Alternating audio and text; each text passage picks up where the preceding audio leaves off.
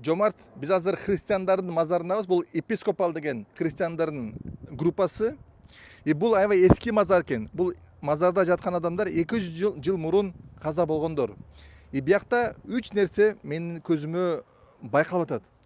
Биринчи нерсе, бұл мурун адамдардын бойлорун карасаң кичинекей болчу экен. Мисалы менин боюм 1,85 да. Бияктагы кишилер булар 50 жашка жеткен, 1,5 1 метр 50 сантиметрдей эле кичинекей экен. Экинчи аябай кызыктуу жери Жомарт. Карасаң биякта көп мазар турат, бирок бир да гүл жок. Бир да гүл жок. Эмне үчүн гүл жок?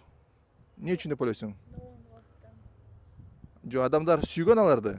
Бирок гүл жок себеби аларды уже эч ким эсинде жок. 200 жыл мурун бул уже чеберелери болуп кетип атпайбы? Уже эч ким эсинде жок. Демек биз деле бизди 200 жыл өлгөндөн кийин уже эч ким эстебей калат. Бизге гүл эч ким алып келбейт.